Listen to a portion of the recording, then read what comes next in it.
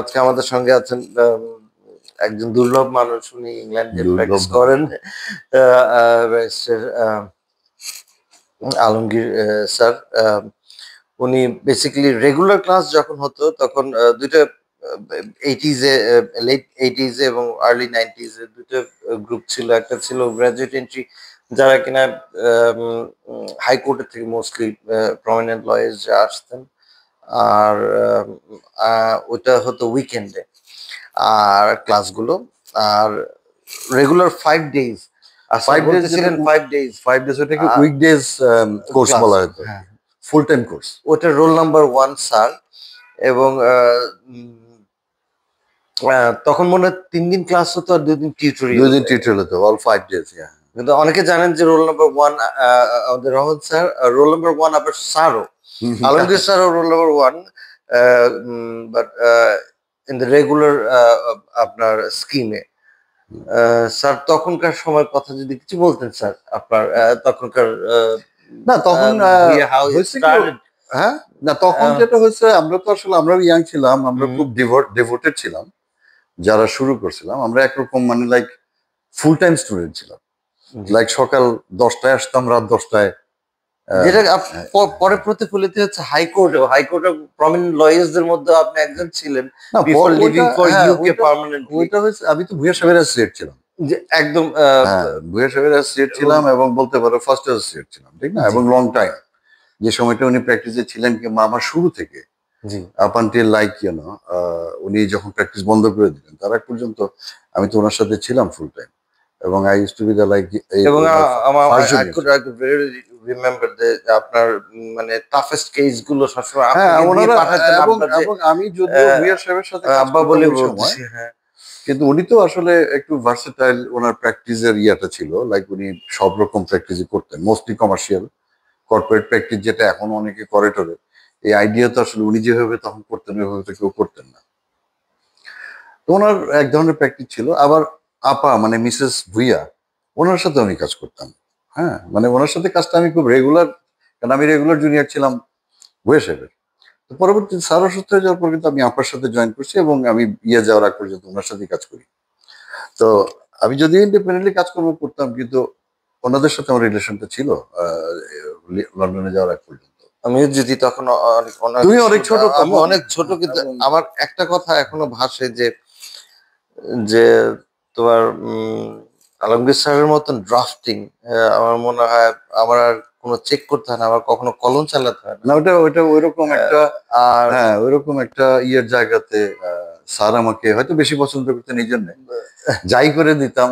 এবং একটা সময় হয়তো যে কোর্টে যাবেন, মানে উনি ওইভাবে প্রিপারেশনও নিতেন না। উনি সকালবেলা বলতেন, সকালবেলা ভোরে ব্রিফ করো, হ্যাঁ, একটু ব্রিফ করতাম, তারপরে ওইভাবেই উনি মানে খুব রিলাই করতেন। আর দেখতাম আপনাদের বড় বড় স্টিল ট্রে, না ওই ট্রেজের মধ্যে ডিএলআর পিএলডি ওই সময় এআইআর অনেক ভরা। স্যারও অনেক পড়াশোনা করতেন এবং ওই সময় পড়াশোনা করতে হতো, বাট এখনো নিশ্চয়ই করে লয়ার যারা রেগুলার হাইকোর্টে প্র্যাকটিস আছে। তো ওইটা একটা লাইফ ছিল। মানে আমি তো একটা আফটার সে ফিউ ইয়ার্স আমি তো ওনার সাথেই ফুল টাইম কাজ করছি, পড়াশোনাটা আমার ছিল পার্ট টাইম, ঠিক না? সো যাই হোক, একদিন তো লন্ডন চলে গেলাম, এক্সপেকটেশন ছিল যে আই উইল কাম ব্যাক, কিন্তু আসা হয়নি। বাট আমি যখন লন্ডনে গেলাম তখন তুমিও লন্ডনে, কিছুদিনের মধ্যে দেন ইউ কেম ব্যাক। কিন্তু লন্ডনে তোমার সাথে আমার দেখা হয়নি। স্যার আপনার একটা কথা আবার অজানা, sir you selected like your career to be in the film industry, then how it shifted towards ওইটা হচ্ছে তুমি বলতে back then আর কি, মানে ওইটা that was not my profession, তুমি বলতে পারো যে অ্যামেচারিশ ছিল। হ্যাঁ, তো ওইখানে আমি আমার একদম তখন ইয়াং ছিলাম, ওই লাইফে হয়তো ওইটা এক্সপ্লোর করছিলাম, বাট ওইটা then I gave it up. আমার ওই সময় ভালো লাগেনি, বাট আমার কাছে লিগ্যাল প্রফেশনটাই পরবর্তীতে মনে হচ্ছে মোর অ্যাট্রাকটিভ। আর এইটার পিছনে আসলে ভুয়া সাহেবের অবদান অনেক বেশি, কারণ আমি জয়েন করার উইদিন জাস্ট ফিউ ডেজ উনি আমাকে এত ব্যস্ত করে ফেললেন। আমি তাই দেখতাম যে আপনি সোজা আসতেন, একটা বারান্দার টিনের চাল ছিল, ওখানে কোণাটার মধ্যে আপনি চলে এত ব্যস্ত করে ফেললেন এবং আমি এত মজা পেলাম প্রফেশনে।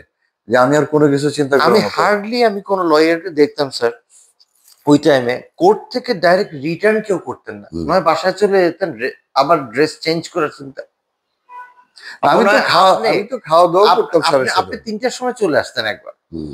মানে আপনাদের যদি সকালবেলা আইটেম থাকতো তো 3টার সময় চলে আসতেন, আপনি আর যেতেন না, যেত না। আপনি আর যেতেন না, শুধু আপনার ওই কোটটা আপনি যে ঝুলাই ফেলতেন, হ্যাঁ।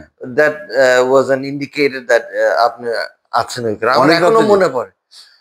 হয়েছে কি ওই খুব মানে অল্প কয়েকদিনের মধ্যে আর কি স্যার কাজ দিতে দিতে আমার উপর রিলাই করা শুরু করলো।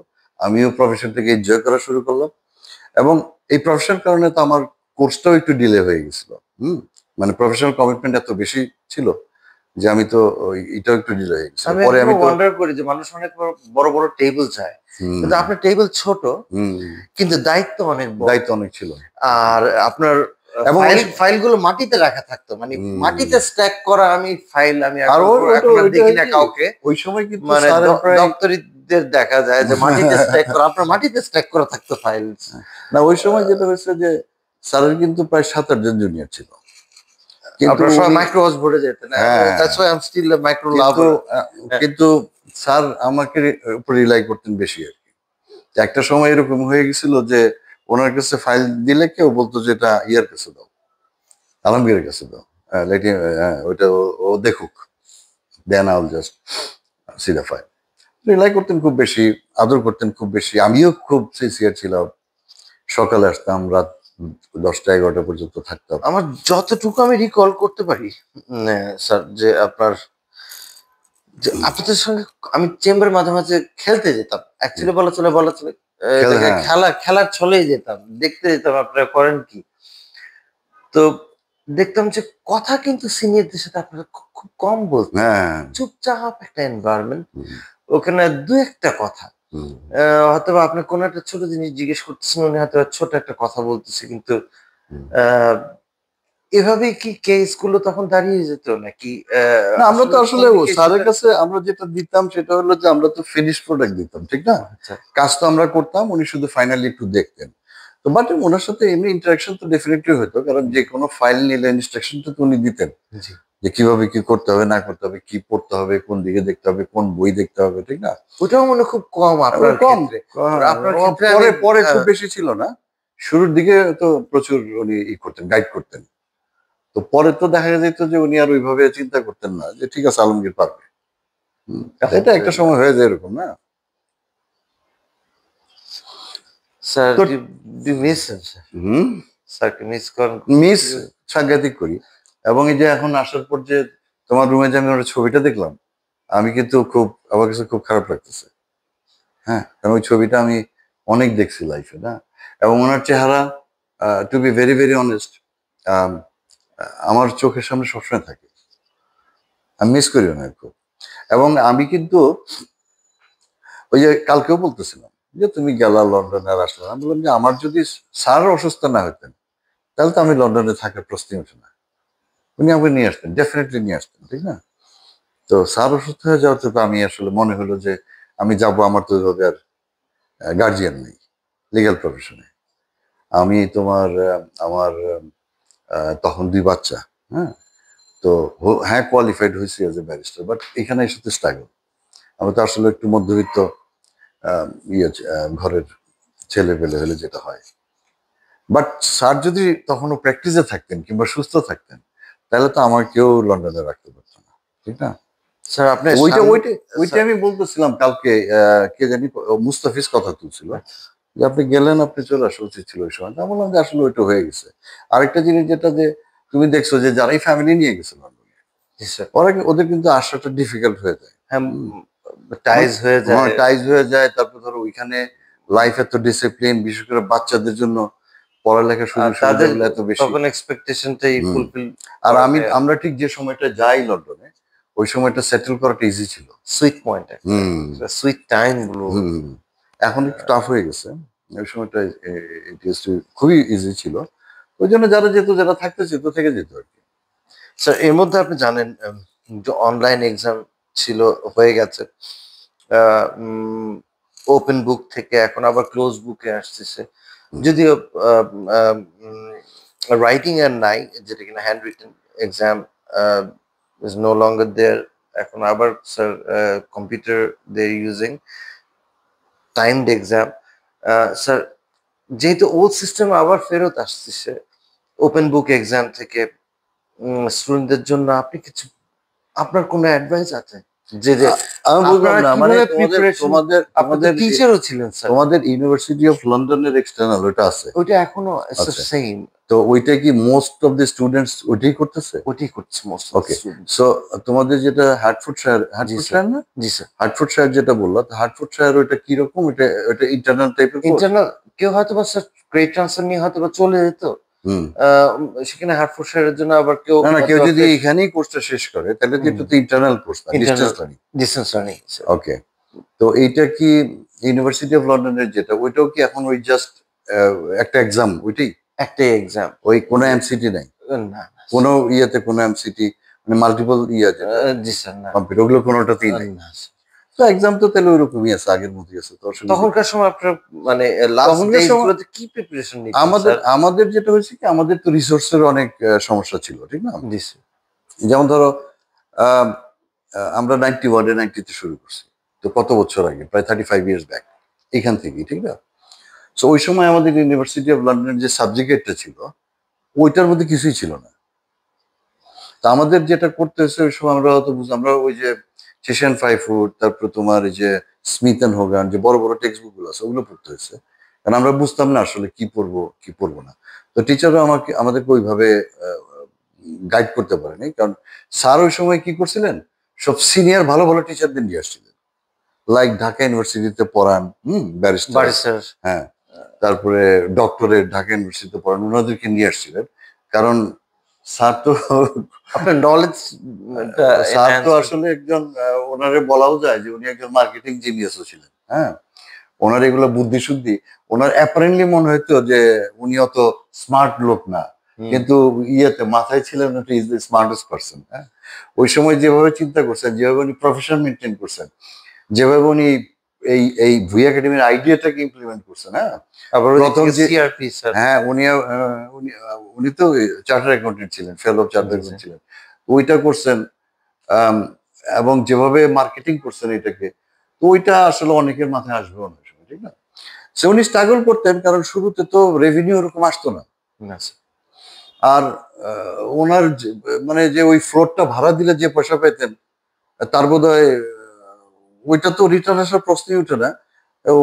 উনি গচ্ছা দিয়েছেন বছরের পর বছর প্রথম দিকে। আর ওনার অনেক ইয়ে ছিল, লয়ারদের কাছে তো পয়সাও নিত না, মানে লয়ার যারা এসেই করতো তাদের জন্য অলওয়েজ একটা কনসেশন ছিল, অনেক ইয়ে ছিল। তো উনি অনেক সময় দেখা গেছে যে উনি একা 4টা ক্লাসে নিছেন, উনি একা প্র্যাকটিস করার পর আসছে, এসে হয়তো একটু রেস্ট নিচ্ছে, নিয়ে গাড়িতে হয়তো আমি দেখতাম যে হ্যাঁ গাড়িতে পড়তে পড়তো, আসছে। পড়তে পড়তে আসতো। তো অনেক সময় 3-4টা, কারণ ওই যে কস্ট ইফেক্টিভ করার জন্য, যে আমি যদি 4টা ক্লাস নিই তাহলে তো আমি আবার কিছু পয়সা সেভ করতে হয়। তো ওনার ওই সময় মার্কেটিং স্ট্র্যাটেজি যেটা ছিল, তো ভুই একাডেমি শুরুতে তো একটা আইডেন্টিটি ক্রাইসিসের মধ্যে দিয়ে গেছে, ঠিক না? জি স্যার। লোকজন এটাকে অ্যাকসেপ্ট করবে কি করবে না। তো ওই জন্য উনি ওই সময় যেটা করছিলেন, যে এই দেশের লিগাল প্রফেশনের যত বড় মানে টিচাররা ছিলেন আর কি, like doctor Hamid Dhaka University, doctor Ershadul Bari Dhaka ইউনিভার্সিটির, ব্যারিস্টার তোফায়েল রহমান ঢাকা ইউনিভার্সিটি, ঠিক আছে। তারপর ধরো আমাদের আমিনুল হক সাহেব একসময় জি আইনমন্ত্রী ছিলেন, তারপরে ওই যে জাস্টিস আমির ইসলাম সাহেব, জি স্যার। এই ধরনের, পরে হ্যাঁ ওই, তারপর মোজাম্মেল হোসেন সাহেব মোজাম্মেল হোসেন সাহেব পরবর্তী চিফ জাস্টিস হন। তো এই টাইপের লোকজনকে উনি নিয়ে আসছিলেন, কারণ একটু বেশি পে করতে হলেও ইনিশিয়াল মার্কেটিং এর জন্য ওনাদের ইয়াটার মানে ওনাদের প্রেজেন্সটার দরকার ছিল। তো ওতে করে যেটা একটা সুবিধা, যেটা ছিল একটু অসুবিধাও ছিল। অসুবিধাটা এরকম ছিল যে ওনারা আসলে বারটা করছিলেন অনেক আগে, 60s তো ওনারা ওই যে ইউনিভার্সিটি অফ লন্ডন এক্সটার্নাল যে নতুন ইয়াটা, ওইটাতে খুব একটা ওনারা কনভার্সন ছিলেন না। তো ওইটা আমাদেরকে ওইটার জন্য আমাদের একটু কষ্ট হয়েছে, কারণ আমাদের নিজেদেরকে অনেক রিসার্চ করতে হয়েছে এবং নিজেদেরকে বের করতে হয়েছে আস্তে আস্তে। স্যার আমি যদি পরবর্তীতে ওইখানে সময় ওই যে মোজাম্মেল হোসেন স্যার কিংবা শামীম খালেদ স্যার যখন ওনারা ইয়াং ছিলেন, তারপরে মনিরুজ্জামান খান ওনারা ইয়াং ছিলেন, বাট ওনারা কিন্তু লেকচার নিতেন না, ওনারা টিউটোরিয়াল নিতেন। আচ্ছা যেহেতু অনেক ইয়াং ছিলেন আর কি, তো ওনারা আমাদেরকে বেশ মোটামুটি ভালো গাইড করতে পারছিলেন। তো এখন আমি আমি লাস্ট পরীক্ষার আগে স্যার মে আমি আমি মে বলি তোমারে, আমি এক্সামিনেশনের জন্য তোমার 15 বছর কিংবা আরো ধরো অ্যাটলিস্ট 10-12 বছর যাবত আমি এটা টাচে নাই। আচ্ছা কিন্তু আমি লন্ডনেও কিন্তু অনেকগুলা তোমার কলেজে, ইউনিভার্সিটি অফ লন্ডন এক্সটার্নাল আমি পড়েছি ওদেরকে। তো তখন যেটা দেখছি যে লাইক ওদের যে ইউনিভার্সিটি অফ লন্ডনের স্টাডি ম্যাটেরিয়াল এখন যেটা, এটা অনেক ডেভেলপ, এবং স্টাডি গাইড যেটা, হ্যাঁ, এইটাও ঠিকভাবে যদি রিভাইজ করতে পারে তাহলে মোটামুটি পাশের মতো একটা, আমি বলি না যে টেক্সট বুক পড়বে না, টেক্সট বুক না পড়লে তো এটা বুঝতেই পারবে না কি আছে, বাট ফর রিভিশনের জন্য ওইটা কিন্তু অনেক ভালো। গাইড যেটা ইউনিভার্সিটি অফ লন্ডনের যেটা সাবজেক্ট গাইড আছে এটা, এবং এটা দেখবে এখন বেশ সাইজ মোটা হ্যাঁ মোটা। মোটা আগে তো এটা খুব স্লিম এখন ছিল, হয়তো এটা পিডিএফ করে দিচ্ছে স্যার হ্যাঁ হ্যাঁ হ্যাঁ পিডিএফ করে দেয় বোধহয়। বাট ডেফিনেটলি একটা টেক্সট বুক তো সাথে ই করতে হবে, মানে ইউজ করতে হবে। কিন্তু ফাইনাল এক্সামের সময় আমার মনে হয় যে ওইটাই সাবজেক্ট এটাই শুড বি গুড এনাফ। আর এখন তো তোমাদের অনেক ম্যাটেরিয়াল পাওয়া যায় এক্সাম ওরিয়েন্টেড, ওগুলো একটু আয়না টেনা নিবা, তোমাদের তো সবসময় কন্ট্যাক্ট আছে ওদের সাথে, পরীক্ষার আগে আগে ওগুলো আনায় নিবা, ভেরি হেল্পফুল। তো তোমাদের কিরকম স্টুডেন্ট আছে, মনে করো ফার্স্ট ইয়ারে কিরকম থাকে রাফলি? ফার্স্ট ইয়ার স্যার এখন কিন্তু স্যার আমাদের আবার অক্টোবর ইনটেক একটা পরীক্ষা হয় আপনাদের যেটা আগে ছিল স্যার না অক্টোবরে, ওইটা ছিল স্যার আপনার জুনে পরীক্ষা। মানে আবার ইয়েটা এটাকে কি বলে আম, যারা রিসিটটা ছিল। রিসিটটা ছিল আহ, কিন্তু এখন এক্সাম চলে আসছে অক্টোবরে মানে কিন্তু দুইটা দুইটা দুইটা দুইটা দুইটা intake, দুইটা মানে ইনটেক দুইটা একটা মে এক্সাম, ইনটেক আর একটা সেপ্টেম্বর ইনটেক মানে কেউ ইচ্ছে করলে সেপ্টেম্বরে দিতে পারে, শুধু দুইটা স্যার মানে শুধু দুইটা সাবজেক্টে আচ্ছা, মানে তো কিন্তু ওখানে রিসিট, এলএসএম মাস্ট ওটা তো রিসিট, না রিসিট না, না স্যার মানে এখন রেগুলারই এখন করে যায়। রেগুলারই ও কারণ ইন্টারের রেজাল্ট যদি ভ্যারিও করে এ লেভেলস এর রেজাল্ট যদি ভ্যারিও করে তো স্টুডেন্টরা জানো ওই বসে না থাকতে আছে শুরু করে দিতে হয় আর আরেকটা করে দিয়েছে স্যার তিনটা সাবজেক্ট হয়ে গেলে পরের সেকেন্ড ইয়ারে চলে যাওয়া যায় একটাকে বাকি রেখে ও, এটার আরেকটা আর আর আরেকটা বোধহয় সুবিধা হয়েছে, আম, এখন ইউনিভার্সিটি অফ লন্ডনে কি 3টা 4টা একবারে পাস করতে হয় না? স্যার একবারে পাস না করলে এখন আপনাদের সময় সেটাই ছিল একবারই পাস করতে হতো। আর এখন একটারই স্যার একটা, আপনার তিনবার পর্যন্ত চান্স আছে হুম, থ্রি টাইমস না না 3 টাইমস দেওয়া যায়। For example out of 4 subject G sir দুইটা পাস করলো, দুইটা ফেল করলো, দেন হোয়াট ইজ বেটার? দুইটা এটা পাস কাউন্টেড করলো, হবে এটা কাউন্টেড হবে হ্যাঁ, কাউন্টেড সো ওইটা ক্যারি ফরওয়ার্ড করতে ক্যারি হবে, ক্যারি তার মানে তো তাদেরকে রিটেক করতে হবে না। না স্যার তা আমাদের সময় আর একটা অসুবিধা ছিল, তোমার 4টা পরীক্ষা দিলে 4টায় পাস করতে হতো, জি স্যার ইভেন তুমি 3টা পাস মানে করলা, আমাদের এসএসসি এইচএস হ্যাঁ আরেকবার তোমার দিতে হতো, এটা এবং difficult। ইয়ারটাই But ই চলে ছিল, রিসিট ছিল, মানে ফোর্থ পেপারে যদি কেউ মার্জিনালি ফেল করতো তাহলে ওটা আবার রিসিট দিত, ওই একটাই, ফোর্থ পেপারে যদি কেউ মার্জিনালি ফেল করতো, আদারওয়াইজ তোমাকে হোল 4 পেপারস আবার রিটেক করতে হতো। স্যার এটা আপনাদের জন্য অনেক অনেক টাফ ছিল, অনেক টাফ ছিল অনেক টাফ ছিল, বাট এখন বোধহয় ওইটার সুবিধা আছে, কেউ 2টা পাস করলে বোধহয় ওইটা থাকে, স্যার নেক্সট ইয়ারের বোধহয় রিটেক করতে হয় না, না? তো এটা একটা আমার অ্যাডভান্টেজ, ধারণা তাই স্যার এটা একটা আমার ধারণা অ্যাডভান্টেজ। তাই লটা কি মানে মেইনলি পুষ্প দেখে না? ওটাই উনি উনি রুটিন এবং টিচার সিলেকশনটা মূলত স্যার আর ক্লাসগুলো অ্যাম্পল ক্লাসেস দেয়া হচ্ছে কিনা মানে আমি বলবো সাফিসিয়েন্ট ক্লাসেস দেয়া হচ্ছে কিনা এবং কোনটা এখন তো রেজাল্ট আরেকটা সমস্যা হয়েছে যে ভেরি কম্পিটিটিভ হয়ে গেছে না, অনেকগুলো Yes, sir. ইনস্টিটিউশন বোধহয়, জি স্যার হ্যাঁ, জি স্যার 4-5টা ইনস্টিটিউশন বোধহয় রান করতেছে এই কোর্স, এক একজন হয়তো বা স্যার রেসিপি অন্যরকম ভাবে ইউজ করে, কিংবা করতেছে অনেকের কোর্সও বোধহয় ভিন্ন আছে, লাইক ইউনিভার্সিটি। আবার অনেকে চিন্তা করে যে ডাইরেক্ট টিচার কোনোটার জন্য না রিক্রুট করে এক একদিন এক একজনকে দিয়ে ক্লাস নেওয়াবেন হয়তো বা কোনো কিছু অফলাইন থাকবে কিছুটুকু ফেস টু ফেস থাকবে অনেকের হয়তো বা ফিক্সড রুটিন নাই যা আগের দিন জানানো হবে ফেসবুকের জন্য মেসেঞ্জারের জন্য সুবিধা এতে করে একটা একটা ভালো জিনিস হচ্ছে যে ভালো ভালো ব্যারিস্টার দিয়ে ওনারা ক্লাস নেওয়াতে পারছেন ভালো ভালো গ্রাজুয়েটস ক্লাস নেওয়াতে পারছেন মিক্সড ফ্যাকাল্টিজ নিতে পারছেন একটা ক্লাসে হয়তো বা 4-5 জন করে এনগেজ করতে পারছেন আমরাও করি কারণ একটা টিচার হয়তো বা ডিরেল করে ফেলতে পারে অন্যদিকে চলে যেতে পারে ফোকাস করতে পারে একদিকে একটা টিচারের হয়তো বা কিছু কিছু চ্যাপ্টার্স এর উপর ভালো দখল, আরেকটা পার্টের উপর কম। তো এরকম ভাবে আমরা চিন্তা করে আমরা দেখেছি ২ টা টিউটর এনগেজ করলে পার সাবজেক্ট এট লিস্ট ২ টা টিউটর। তাহলে আ একজন সিনিয়র তার সঙ্গে নতুন পাশ করে আসা একজন, দ্যাটস দ্য বেস্ট রেসিপি আমরা দেখেছি যে এটা স্টুডেন্টের জন্য ভালো হয়। লেটেস্ট ল গুলোও জানে, সিস্টেমটাও জানেন, এবং লেটেস্ট এক্সামিনেশনেও পার্টিসিপেট করেছে যিনি পাশ করে আসলেন তিনি, এবং বারের নিয়মটাও জানেন আর যিনি আগে পাশ করেছেন। তো ওনার এক্সপিরিয়েন্স অফ টিচিং হয়তো অনেক হাই। তো সো অনেক কিছু হয়তো সহজভাবে বুঝিয়ে দেন। আমি if I am not mistaken sir, আমি আপনাকে দেখেছি মাঝে মাঝে লাস্টের দিকে আপনি কিছু ক্লাস নিতেন। হ্যাঁ, এদিকে ক্লাস নিতাম, কারণ আমরা যখন ফাইনাল ইয়ারের দিকে আর কি, জি তখন স্যার। ক্লাস নিতাম। আর হয়েছিল অনেক ছেলে পেলেরা এমনি আমাদের সাথে টিউটোরিয়াল টাইপও করতো। জি স্যার। কারণ আমরা যারা সিনিয়র স্টুডেন্ট ছিলাম ওই সময়, হয়তো 2 ইয়ার 3 ইয়ার পাস করে ফেলছি, আমাদের কাছে ফার্স্ট ইয়ার ছেলে পেলেরা আসতো টিউটোরিয়াল টাইপের। আমি তারপরে আপনাকে ক্লাসরুমে হ্যাঁ, ঢুকতে দেখেছি। ক্লাসও নিতাম। ইমন নিত, আমি নিছি। ইমন ছিল। 304 দ্য লার্জেস্ট ওয়ান এর ভিতরে আমি আপনাদেরকে হুম। দেখেছি ক্লাস নিতে। তো ক্লাস নিতাম আমরা তখন ওই ফার্স্ট ইয়ারে। আর আমরা তো একটু আপডেটেড ছিলাম, মাত্রই পাস করা যাবে ফার্স্ট ইয়ারটা, তো ওদেরকে আমরা করতে পারতাম, ওরা লাইক করতো। আর তখন it used to be like a, কি বলবো, ফ্যামিলি। হ্যাঁ, মনে করো যে তোমাদের আম, 5টা ব্যাচ, সবাই সবার ফ্রেন্ড, সবাই সবার সাথে করতেছে। হ্যাঁ। হ্যাঁ, সবাই মানে কোনো হ্যাঁ, কারণটা হলো যে অনেকে হয়তো ফার্স্ট ব্যাচটা পাস করতে পারে নাই, ও ও আর একটা নতুন আসছে, ও অ্যাড হয়ে গেছে, আবার ওরই একটা ফ্রেন্ড হয়তো আবার সেকেন্ড ইয়ারে চলে গেছে। ওইভাবে আমার মনে আছে যে আমরা আম, তানজিব, ব্যারিস্টার তানজিবুল আলম, ও বোধহয় প্রায় 4 নাম্বার না 5 নাম্বার ব্যাচে আসছিল। বাট আমাদের সাথে তাপস বোধহয় ওরকমই, তাপস, অনিক, তানজিব, ফাতেমা, এরা সবাই এক ব্যাচের ছিল। ওরা বোধহয় 4 কি 5 নাম্বার ব্যাচে আসছিল।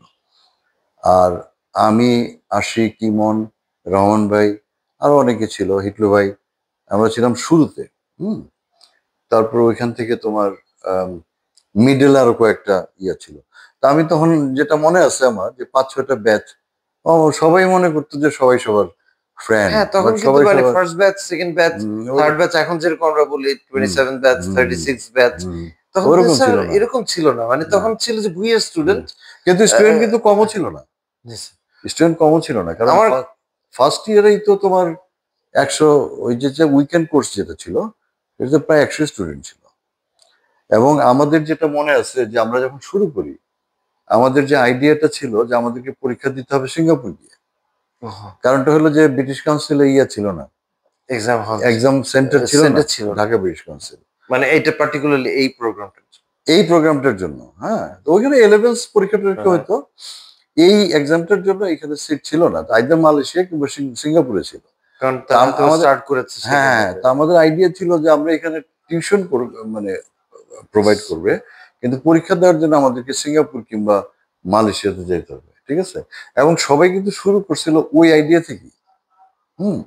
কিন্তু একসাথে এত রেজিস্ট্রেশন হয়ে যাওয়ার পর ইউনিভার্সিটির লোকজন ইমিডিয়েটলি আসে এখানে। হুম। স্যার আমার এখনো ভিডিও ফুটেজটা আছে ইউটিউবে। তো ওরা আসার পরে ওরা তখন ব্রিটিশ কাউন্সিলের সাথে একটা অ্যারেঞ্জমেন্ট করে প্রথম বছরই দিয়ে দেয়, এক্সাম সেন্টার দিয়ে দেয় ঢাকা ব্রিটিশ কাউন্সিল। আমাদের যাইতে হয়নি আর কি, আমরা একটু আনলাকিও, ওই সময় হয়তো সিঙ্গাপুর গিয়ে পরীক্ষা দিতে পারলে ভালো লাগতো। যদিও ভেরি এক্সপেন্সিভ হতো, কিন্তু অনেকের জন্য একটা ভালো একটা এক্সপিরিয়েন্স হতো, বাট এটা করতে হয়নি। কিন্তু শুরুতে আইডিয়া কিন্তু ছিল যে আমাদের তাই করতে হবে। আরো সমস্যা ছিল, ধরো দেখো 4টা পেপার, 4টা পেপারের মধ্যে যদি তুমি 3টা পেপার পাস করো, একটা পেপারও মার্জিনাল না, যদি ব্যাড ফেল হয়, তাহলে ইউল হ্যাভ টু মানে রিটেক অল 4 পেপারস নেক্সট ইয়ারে। ঠিক আছে। Totally repeat. হ্যাঁ, টোটালি পুরোটাই রিপিট করতে হবে শুধুমাত্র। আর যদি তুমি 2টা পাস করো, 2টায় ফেল করো, তাহলে রিপিট করতেই হবে। আর যদি তুমি শুধুমাত্র 3টা পাস করো, আরেকটাতে তুমি মার্জিনালি ফেল করো, লাইক বোধহয় 40তে পাস না, না 40তে পাস, 35-এর উপরে পেলে ওরা মনে করতো যে তুমি মার্জিনালি ফেল করছো, ওইটা তুমি রিসিট দিতে পারতা। ওকে, সেই রিসিটটার জন্য তোমাকে 1 বছর ওয়েট করতে হতো, কারণ অক্টোবর রিসিট যেটা কিংবা সেপ্টেম্বর রিসিট ওটা ছিল না। নেক্সট ইয়ারে তুমি রেগুলার ব্যাচের সাথে তুমি একটা রিসিট দিতে পারতা। তো তার মানে তুমি যদি কোনো কারণে রিসিটও হয়, তাহলে একটা ইয়ার তোমার যে কোনোভাবেই লস হয়ে গেল। ওইটা ক্লিয়ার না করে তো তুমি সেকেন্ড ইয়ারে যেতে পারতেছো না।